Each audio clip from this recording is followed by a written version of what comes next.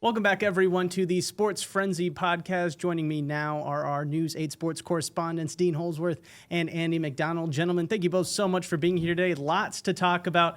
We, of course, want to begin with some hometown flair. Of course, the West Michigan Whitecaps are still in action. They are going to be getting their next series against Lansing underway in just a little bit at the time of when we're recording this. But we got to go back a little bit, go back to last week when they were playing the Lake County Captains. It was at LMCU Ballpark where the Whitecaps have been super successful so far this season. They ended up losing 4 out of 6 in that series. Guys, I mean, obviously the Whitecaps have had a ton of success so far already, but did this series maybe reveal some problems with this team, or was it maybe more so just a little blip? I think, obviously they've struggled with that team this year, and it was their first series loss since April, which is kind of crazy to think about. They've been playing so well. So it might be just a blip, but I'll tell you what, Briseno only played in I think 2 or 3 of the 6 games. But all your big 3, your big stars, Max Clark, Kevin McGonigal, and Briseno, they all struggled. And McGonigal struggled the most. I think he had only 5 hits in the 6 games. So, for whatever reason, as hot as they were in Dayton, they obviously cooled off there at home, which was a little disappointing since you had the largest crowds of the year and in the last 4 or 5 years. So Saturday night was a sellout for the first time in several years. So people are coming out to watch the Whitecaps, obviously because they're playing well. They have the big names. But yeah, this is a big bounce back week for them with the playoffs looming. 9 games left in the first half, and their magic number's at 5. So really big week for the Whitecaps. If they want to make the playoffs. Yeah, we'll get into a little bit more about those playoff implications with this upcoming series. But Andy, I mean, what did you really take away from this past series against Lake County? I mean, just again, kind of struggling, and especially at home where they've been almost unbeatable. Yeah, it seemed like an odd week for sure, just because we've become accustomed to seeing them play so well. It doesn't really matter who they're matched up against. But yeah, I mean, the way the week started with the win, you kind of thought it was going to keep going in that direction, but obviously it didn't go that way. The only game I was able to cover the series on Wednesday, they lost 4-1.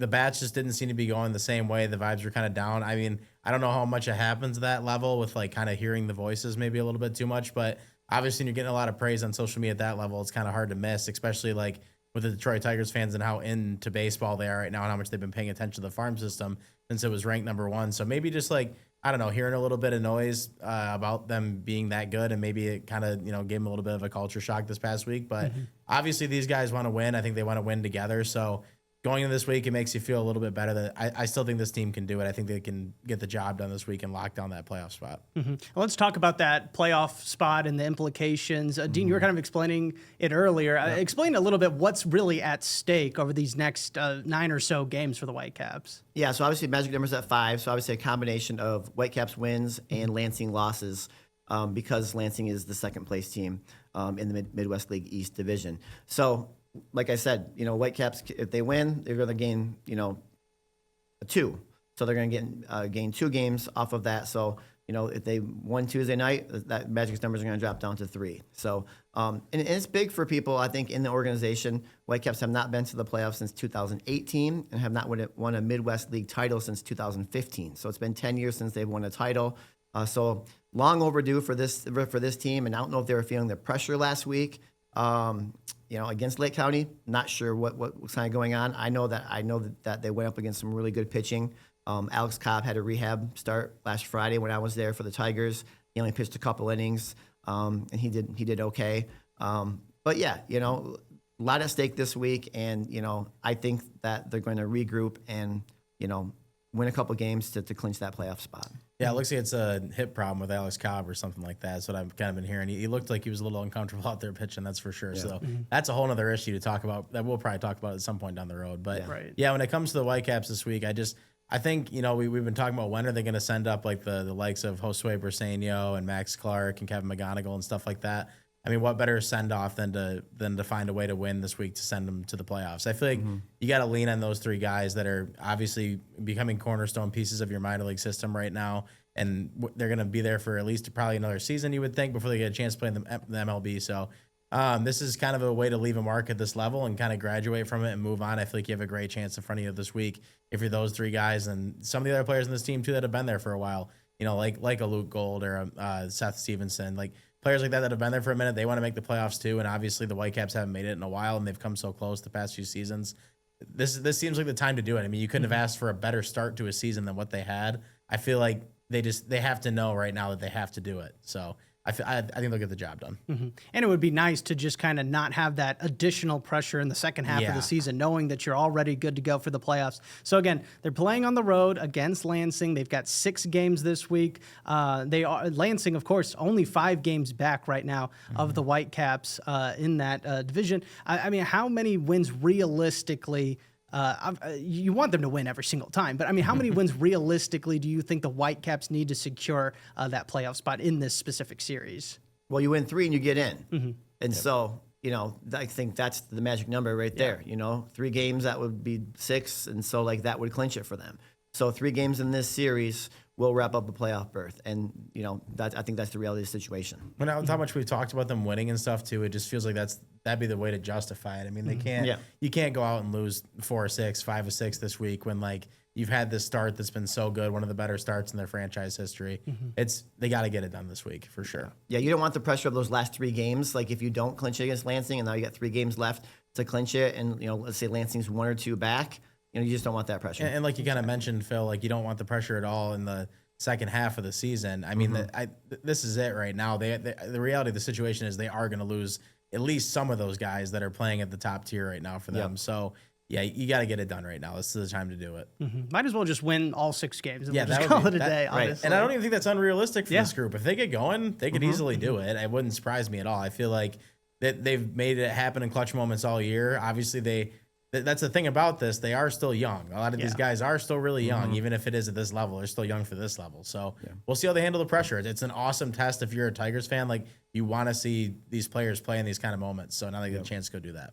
Absolutely. And of course, speaking of the Whitecaps and kind of just how well the farm system really has been in the Tigers organization, let's now talk about the Tigers and switch gears just a little bit. Also kind of struggling a little bit in the last time we talked. They had to split the series against the White Sox, which I don't know about you guys, caught me completely off guard. Took 2 of 3 against the Chicago Cubs, though, which was really nice to see, who, the Cubs at the time had probably the best record in the National League. Really showed how the Tigers kind of stack up against the top teams in the Major League. I mean, which series, though, did you guys kind of want to focus a little bit more on, or which series really said a little bit more about this team? Was it kind of faltering a little bit against one of the, less pleasant teams to watch in the majors, or a team against, one of the best teams in the majors, like the Cubs? I mean, I've been known to be the bad guy in the show, but I'm not going to do that this time. The Tigers are you focus more on the Cubs series for sure. It's baseball. It's a long season. You play 4-game series against anybody, you're going to lose some of the games. And the Tigers are beat up right now in the pitching end. I mean, that is where we did kind of talk about that. How much would that matter? I do think it does. If they have to keep throwing these bullpen days with where their bullpen's at right now, another thing we've kind of hit on that they maybe need to add to at the deadline, it's not going to go well for them. So getting Reese Olson healthy and getting him back is going to be huge. Obviously, Jackson Jobe is getting pushed back a little bit longer, and is probably going to be sometime after July, after the All-Star break. Obviously, we just talked about Alex Cobb. He doesn't look like he's going to be able to get through a 5-inning start anytime soon right now. So, yeah, you got to get some of these guys healthy. But the way they were able to do that against the Cubs, you come home and play against a team like that. Yeah, right now, if you're the Tigers with their record, you expect to beat almost every team in the league, or you should expect that. Obviously, we know what happened to the Dodgers to start the season, but that was the first 3 games of the year. I'd like to see a matchup again. Might be a little bit different of a result, probably not a sweep. I think you have an absolute test there with the Cubs coming up with their offense and everything. The way that they were able to shut them out without Tarek Skubal on the mound on Sunday was really, really impressive to me. Jack Flaherty, everybody was kind of questioning him. His last 5 starts, he's put together an under 2 ERA. His strikeouts are 35 to 6 walks. I mean, he's just been himself again. His curveball looks good. He's been huge to be that number 2 guy that they need right now while they're not as healthy. The way they were able to get the RBIs from Torkelson and Green that game, 2 of the guys that you want to step up in that lineup, it's absolutely huge. I think the way they were able to close that out against the Cubs and get that series win is just it's remarkable. But the one question that does arise to me now, I guess a little bit more, is just will they need to add a bat at the deadline maybe more than we thought? Because their offense has definitely taken a step back the last couple of weeks. Yeah, and Dean, kind of same thing. I mean, which series did you pay more attention to? Which do you think kind of spells a little bit more about what this team really is? I think the Cubs series. You look at the White Sox and you look what White Sox did after they beat Detroit. They go out and win 2 or 3 against Kansas City, I think it was. So we like to think White Sox are not very good, but like I actually thought they played really well against the Tigers. It was the end of a road trip for the Tigers, and so like you're gonna have those those misfires a little bit. You're gonna have games like that. But I was glad with the way they bounced back against the Cubs. And that could be a World Series preview. Cubs are a very good team, and they had to obviously have a late run against with Scooble pitching to win that close game. And obviously Flaherty pitched great on Sunday.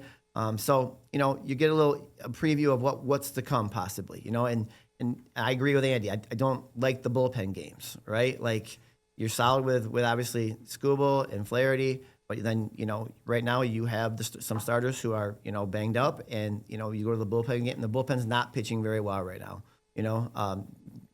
Aside of Will Vest and Tommy Canley, other guys are struggling a little bit. So that's one thing I think to watch as we go here in the next couple of weeks is if they can win those bullpen games. Yeah, Tyler Holton was the guy last year, right? He was the guy they even used in the closer role. He just hasn't had it this year. He's not hitting his spots as well, and he's getting hit around a lot more. That's kind of the piece I feel like they're missing right now is that other guy at the back end of the bullpen. Obviously, not everybody's going to have a bullpen that's just up and down, is good with all 6 or 7 guys. But if you can get that one guy in the back end that kind of makes it easier from the 7th inning on, the Tigers have the starting pitching when healthy to get you to that point. So you feel like that's becoming the obvious outlier here is that they're going to have something like that. But obviously tonight, Sawyer Gipson-Long is throwing. A lot of people forgot about him because he's been on the injured list, it seems like, for about 2 years. But he was a very high pitching prospect.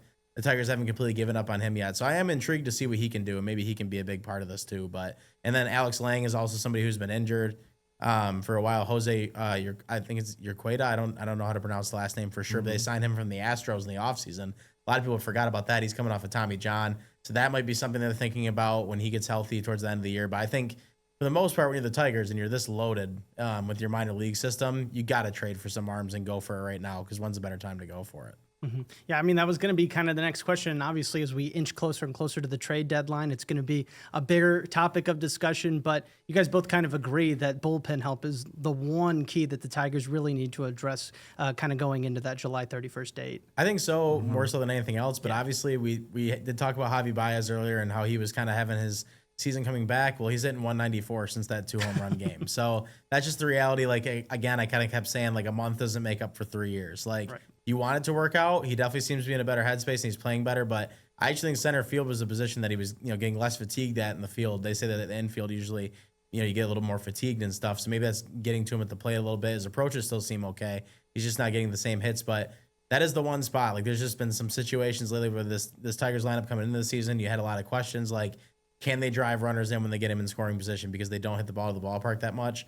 They have been this year. Obviously, they're top 10 in power, and that's been the biggest surprise. But 67 games is a big sample size. I don't think this team's going to completely fall off, but I definitely think with how many prospects the Tigers have right now, you still want to look at maybe adding somebody that left side of the infield with the bat, too. I think the bullpen is the first priority, but bullpen arms are usually something you can get pretty easily. I just think looking at somebody maybe playing third or shortstop that has a little bit of power, like a Bo Bichette or a Nolan Arenado or something along those lines, even though Arenado looks a little bit past his time. Now he's still a good bat and better than what they have over there right now in Trey Sweeney and Javi Baez. So, yeah, I think that's the one position you'd look to add at when it comes to hitting. I mean, the Red Sox aren't playing that good. Maybe Alex Bregman round 2, they somehow find a way to do that. Who knows? Right. But, yeah, it's it'll be interesting to see what they end up. All right, well, we're going to switch gears now and obviously expand to a little bit more national coverage. We've got 2 championship series that are going on right now. Let's start talking about the Stanley Cup Finals. Of course, the Florida Panthers and the Edmonton Oilers are now headed to Game 4 with the Florida Panthers up 2-1. The first 2 games of this series really kind of lived up to the hype that we talked about last week of how we expected this series to really go and how excited we were for it, kind of replaying what we saw last year. Game 3, a little bit less exciting. Florida really kind of dominated that game. What really has stuck out to the two of you so far in this series? Has it been those first 2 games more so, or really kind of just seeing Florida's dominance in Game 3? I think Florida's dominance in Game 3 is very surprising. You thought maybe Edmonton would come out with a little more fire in Game 3, and they fall behind early and they just don't recover. So if Edmonton wants to win this series, they got to get back to kind of keeping the game close, taking advantage of the power plays. And just obviously, getting some key stops when you need them because, the goals in this series that they've, gone over every single time, right? So there's going to be goals. So they have to find a way to, be able to contain Florida to be able to get back in the series. Yeah, I think the ending for the Oilers is just you got to have a good start instead of having to catch up at the end. I mean, they were able to get the tie in game 2 with 18 seconds to go to kind of keep it alive, and you feel like the momentum, especially at home, might carry into that overtime. But once you get past those first few minutes of overtime, sometimes in hockey it can kind of get even again. And obviously a shorthanded goal goes right through Stuart Skinner's legs there in overtime for the Panthers. Brad Marchand is the one who gets the goal, the big trade acquisition. So I think that kind of fired Florida up going into that game 3, and it really showed with the 5-1 victory that they got. I think if you're Edmonton, you got to find a way to not fall behind early. Yep. You got to find a way. I mean, in the brawls and stuff to kind of end game 3 there, I don't really know if that was the right way to go about it. I understand like sometimes that can change momentum in a series. Hockey's a completely different sport and everything, but we'll see. I mean, it seemed like they kind of just got their butts kicked, and maybe they need to find a way to change it actually on the ice in game 4.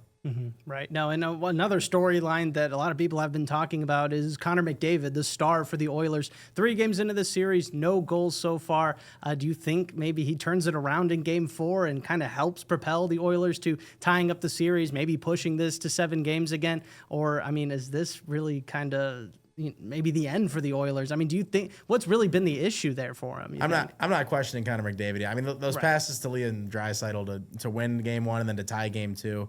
The guy is unbelievable with his hands. Still, I think he's still been playing great out there. But yeah, I think the one thing you can maybe ask of him is be a little bit more aggressive, try to shoot the puck more, get more shots on goal. So yeah, I don't think it's time to like question him. But again, we did talk about this coming into the series. Yeah, if they don't win this series, like that's where things start to get a little shaky. Yeah. It seems to be in professional sports. The window's so small. So right. Yeah, you have to kind of lean on your superstars, right? You lean on your top players, and those are the guys who are going to carry you to a Stanley Cup. So, like you said, I think he was going to, like you said, get some more shots on goal. I think he's going to get some to find the back of the net, and that's going to kind of spark Edmonton hopefully the rest of the way. They don't let Bobrovsky get going, Florida's goalie, because when he does, he can be very good. So that's going to be tough to come back game 4, but we'll see what they can do. Absolutely. You guys still sticking with your predictions from last week? Yes, I am. I'm not taking it from the Oilers yet. I still think they can do it. I think, but obviously, I don't need to say it, but yeah, game 4 is pivotal. That's for sure. Absolutely. All right. Well, definitely going to be keeping an eye on that game, and we'll, of course, be bringing you the latest next time around once we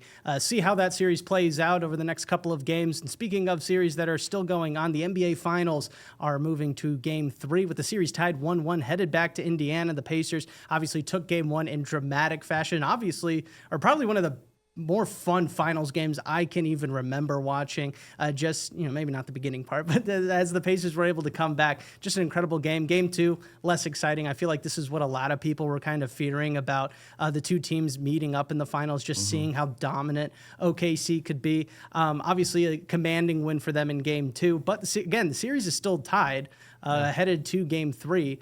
Indiana was able to steal home court advantage. Do you guys still see this going a longer series, 6-7 games, or did what you see in game 2 kind of spell doom for the Pacers? No, I don't think so at all. I think the Pacers won game 1, and we obviously, us three, have a little text thread going, and we talk a little trash. We're like, what, wow, I can't believe that happened kind of thing. But Pacers didn't play well in game 1. Right. They had so many turnovers, and Halliburton obviously has not played well yet in those first 2 games, except he had the game winner, obviously. But Pacers didn't play well, and they still got the win. So that's why I kind of still have faith in my pick of the Pacers winning. They played pretty well. They started out well in game 2. Oklahoma City had that big second quarter, and they obviously just couldn't recover, in the third quarter when they kind of Oklahoma City built that lead. But yeah, Halliburton's got to start playing better. You can't just rely on Siakam. But they're not getting a lot of contributions right now from other people. So, Pacers can still win this, but they have to find a way to win, obviously, 1 at home, or obviously 2, but we'll just have to see what happens. Yeah, talking more about game 1, I mean, that was crazy. I didn't get the chance to watch much of it, but when I was actually in Arizona for my girlfriend's graduation, she's got a doctorate, so congrats. Congratulations. Yes, there we go. Yeah, right, exactly. But so we were out celebrating that, and I looked at the TV, and I thought the game was over. Looked back up, and I'm seeing the highlights of Halliburton hitting that shot. I had to text you guys right away. I was like, no way that just happened. So, yeah, that's absolutely crazy. But I think I was wrong in the fact that this will only be a 5-game series. It just seems like both these teams are going to kind of have their swings to go back and forth, but I don't see it really going beyond 6. I think once one of these teams maybe takes a 3-1 lead or something like that in the series, it kind of spell doom for the other one. So obviously going back to OKC or going to Indiana now, that's going to be huge for them to get that win. I think in the first game. Yeah, it's two. Real quick, it's 2-3-2, right, for the finals? Or Is that the? I format? believe so. Yes. Okay, so 2-3, three in okay. Indiana. Yes. Right, and the last two at Oklahoma City. Yeah. Of Well, course. then I mean, if you can take that first game, you probably would feel like going to the next two gives you a Yeah. lot of confidence to take it. So Right. If that's you're huge. Indiana, you don't want to go back to Oklahoma City, right? Obviously. absolutely not. You know, Oklahoma City plays very well at home. They played really well that game one, right? Yeah, they Until the did. last 4 or 5 minutes. You know, I have to admit, I went to bed, get 15-point lead. I woke up and I You was. mean you're not actually a Pacers fan? I was- That's no, I'm a true Pistons fan. Come on, you know that. But no, but you know, I have to watch them because Right. my prediction has to come true. So, but no, yeah, those three in Indiana are just crucial for the Pacers' chances because, like I said, you can't go back to Oklahoma City down because Oklahoma City plays really well at home. Well, real quick, it is actually 2-2, 1-1. Like it splits Okay. off again after game 4. So they're going to be back in OKC for game 5, Indiana for game 6 Okay, if they necessary, changed it. and then back in Oklahoma City for I think game 7 if regardless, the necessary. Pacers, if they want to win the series, they got to win game 3. Oh, I absolutely. don't. I think with the way the first two games went for them, kind of barely skimping by in that first game. Yeah. I think you need to have a dominant performance at home and kind of shake the confidence of OKC a little bit because I feel like they were able to take it back by getting that win in game 2 the way that they did. Yeah. Well, let's talk a little bit about just that part, what you just said, Andy. Obviously, having somebody step up and having those breakout games. Tyrese Halliburton obviously had that huge game 1 winner, but hasn't really necessarily played that well up in here. And he's obviously dealing with Alex Caruso, Lou Dort, these incredible wing defenders that OKC just keep seemingly bringing off the bench and just throwing at guys. So obviously a lot of need there for him to step up and not just step up in those final last seconds. But who else really needs to step up, or how do you really see Indiana maybe battling with that and not just, can they have that dominant win, or is this team maybe just built to make those comebacks when the other team is, asleep at the wheel almost? I mean, sometimes maybe you catch fire in those situations, and that's how they do it. I mean, they kind of played that way throughout the playoffs, so I'm sure they don't feel uncomfortable in those situations, that's for sure. But obviously, Siakam's kind of the other guy I think that they want to lean on in the series to be able to get them points. And that'll probably take more pressure off of Halliburton. You talk about the great wing defense that he has to go against. It's kind of hard to, unless you're Michael Jordan or LeBron James or a select few of players, if you're getting double teamed or you're getting a lot of attention, eventually, if you keep having these game winners or playing this well through all the series in the playoffs, some coach is going to make an adjustment to stop you. And right now it seems like Halliburton's kind of dealing with some of that. We'll see what he's able to do to get through the defense, but that's what it's all about this time of the year. You got to find a way, even when people throw their toughest things at you, to get through it. And maybe for Indiana, that's a little bit of coaching too. They got to find a way to get Halliburton his shots and get his looks and get him to the rim. Yeah, I think aside from that, Indiana has to play better defense, right? SGA has been absolutely dominant, right? You Tough can player literally to stop. you can write him down for 34 points a game, Yep. because that's what he's been getting. He's been hitting the mid range, he's been knocking down threes, getting to the basket. So Indiana has not played very good defense against SGA. So I think to get back into the series or win this series, they're going to have to play better defense against him. And allow it, limit his shot attempts a little bit. You just play better defense, help defense. It's got to be kind of a team defense to be able to stop SGA because he's so good. Obviously MVP. So to me, that's the biggest key in this series is the Pacers' ability to contain and you're not going to stop obviously SGA, but contain him and limit him to points in the 20s at least. And the series is still tied 1-1. I just don't know why though, because personally I do feel like after game 2, it seems almost like a given that OKC might just keep running away with this. Yeah. Pacers, obviously a team of destiny. I picked them to win in 7 games. But I don't know. There's just something about game 2 that just kind of, it's sticking with me, just how dominant they were. And then again, Indiana, who has made all these great comebacks, kind of seemed at about 4 minutes left, took out all the starters. Granted, they were down by a lot more than they were last time, but it seemed like they kind of gave up a little bit, or maybe they were just saving themselves for Resting game for 3. game Yeah. three. Oh, the team of destiny thing I think is exactly it, right? Yeah. I think OKC is the more complete team. I think they kind of showed that. So I think it's really going to take a lot from Indiana to be able to win the series. Definitely. Well, we're going to be keeping a close eye on that. One other thing I wanted to touch on, just kind of get your guys' opinions on, is because all over social media, we've been seeing people talk about the branding on the court and really how the NBA Finals, they didn't put the championship trophy in the middle, which granted, they haven't done that in quite some time, but it really seems to be sticking home this time around. Just want to get your guys' thoughts, if you have any, really, about just how the NBA has sort of handled the marketing surrounding this and really the court court displays specifically, because everybody keeps talking about how many YouTube TV ads there are really on the court, on the scoreboard and everything like that. I mean, just everywhere. Well, things aren't getting cheaper, so I think it's just that you have to pay for things, and that's the way that it's going to be in the future, unfortunately. But who isn't sick of seeing it? I mean, that's just kind of how it goes with all these sports right now. It seems like everything. I mean, if you want to hit on more of a local angle, it was like when they put the priority patch on the Red Wings jersey, and then it was like the Meijer logo on the helmets and everything, taking the Red Wings off. It's been more and more stuff like that. And when you do it in the NBA Finals, like the trophy you're kind of talking about, I guess I didn't really notice that it wasn't there the past few years, but that's right. So maybe it isn't something that I care about that much, but people don't like to see things change when it's like a part of the tradition and it's been a part of the sport. So yeah, it's kind of tough. I mean, why not have it behind the logo? They made it there. It should be special. Yeah, I agree. I think you're just becoming accustomed to seeing all the different name brands and, obviously advertising and things like that. So I didn't not know about the trophy thing either. So, but I think it'd be cool to bring that kind of back. Yeah, at least give off the notion that you're watching the NBA Finals. I feel like that is kind of the big concern, is that people, with how the court is kind of looking and how they're broadcasting it, it just seems like another early playoff game, a regular season game. It doesn't really feel like the finals. No, I mean, in hockey, it's like the boards. They have the ads kind of coming down from that. And that's been a big topic of conversation in baseball a lot. Like during hits right now, you're seeing like the ads that kind of pull the screen to be smaller and have the ad during a play. I mean, that's just the kind of stuff where it's just getting to the point where it's like crazy. It's like you're trying to watch the game. You're not trying to watch the ads. They got to find a way to incorporate that better, but I don't know really how they do that. So I feel like if they do that and have all the different ads all over the court and on the uniforms and everything like that, I don't think we should have to watch the same 5 commercials over and over again. If I have to see 100%. one more Wingstop commercial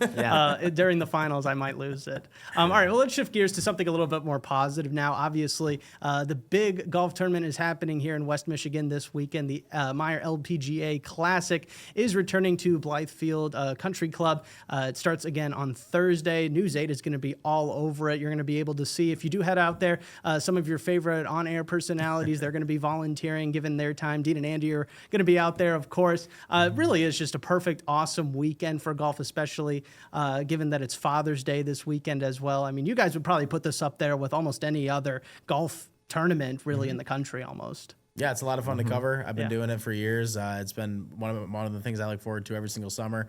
I'm usually there all 4 days. So yeah, it's a lot of fun, and it's been a great event. It's been awesome to watch it grow and only get bigger. I mean, last year I was absolutely blown away by at the final hole you're kind of watching right now with Lilia Vu when she won it. It was kind of unfortunate because they had to switch up the holes, so it wasn't on the grandstand to end it. But every time they played the playoff hole before that, it was incredible, the crowd that was around it. Just so many people there to see the finish. So yeah, it's been an awesome event to be a part of. As you can see, some of the crowd kind of come in there. It's Father's Day. Father's getting free on that final Sunday, so just a cool one to bring Dad out to and be a part of.